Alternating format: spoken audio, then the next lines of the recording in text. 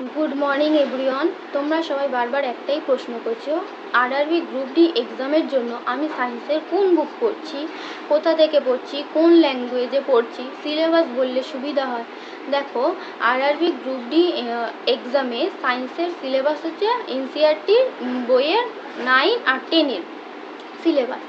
तो तुम्हारा कि करबे गुगले गিয়ে एनसीईआरटी क्लास 9 साइंस बुक लिखलेই তোমরা পেয়ে যাবে, 9 10 দুটোই পেয়ে যাবে। কিন্তু তোমরা যারা ইংলিশে পড়তে পারবে না তারা বাংলাতেও পড়তে পারো।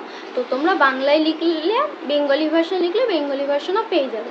কিন্তু বাংলা যে বইটা আছে সেই বইটার সিলেবাস এখনও আপডেট হয়নি। সেখানে আগে মানে সিলেবাস চেঞ্জ হওয়ার পরে যে নতুন বই এটা এখনও বার হয়নি, পুরনো সিলেবাসেই বইটা চলছে। আর ইংলিশে নতুন ভার্সন। তোমরা কি করবে সূচি দুটো বই ডাউনলোড করে নেবে, বাংলা ইংলিশ, তারপর সূচিপত্র দেখে নেবে।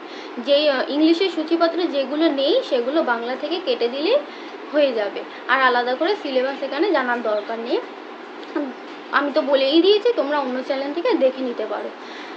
আর আলাদা করে এখানে বলার কিছু নেই। তারপরে তোমরা কী করবে, আমি যেটা করেছি যেই চ্যাপ্টারের সমস্যা হয়েছে সেখানে সেই চ্যাপ্টারের নামগুলো আমি ইউটিউবে দিলেই ইউটিউবে অনেক ক্লাস চলে আসছে, আমি একটা ক্লাস দেখে নিয়ে বুঝে নিই।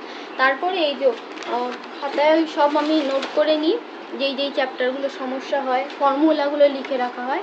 আর তারপরে আমি পড়েছি হচ্ছে ওয়াইসিটির যে প্রিভিয়াস ইয়ারের কোশ্চেন বইটা আছে ওইটা আর কি প্রিন্ট আউট বার করে এনেছিলাম। এই বইটার অনেক দাম ছিল বলে আমি টেলিগ্রামে একটু খোঁজাখুঁজি করার পরে বইয়ের পিডিএফ পেয়ে গেছি। এবার সব কটা তো আর বই পিডিএফ দেখে পড়া যায় না, এই জন্য আমি কি করেছি যেগুলো আমার দরকার, যেগুলো আর কি বই দেখে হচ্ছে না সেগুলো আমি প্রিন্ট আউট বার করে নিয়েছি। এই বইটা পড়ার পর আমি একটা এমসিকিউ এর জন্য বই আর কি টেলিগ্রাম থেকেই আর কি নিয়েছি ফ্রিতে পিডিএফ, ওটা সলভ করব, ওটা জাস্ট কাল পরশু করবো, কারণ এই বইটার আর মানে প্রিভিয়াস এর আর একটু বাকি আছে।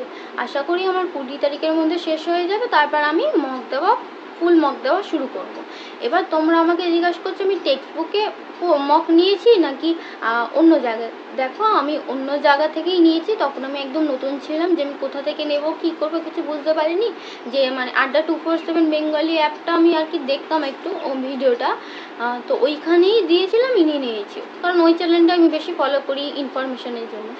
তারপর তোমরা জিজ্ঞেস করছো আমি মকে কেমন নাম্বার পাচ্ছি। মকে আমি কখনো বেশিও পাই কখনো কমও পাই, কখনো 70+ প্রায় 80-তে হয়ে যায়, আবার কখনো কমও হয়।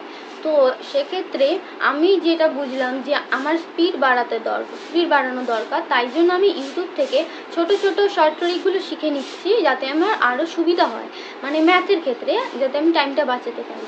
আর যেহেতু এখনও সায়েন্সটা সবে ধরেছি, সায়েন্সটা মোটামুটি একটা নাম্বার উঠছে, আমাকে আর একটু চেষ্টা করলে আমি আশা করি আমার আগের বারের ভুল থেকে আমি এবারে শুধরে নেব।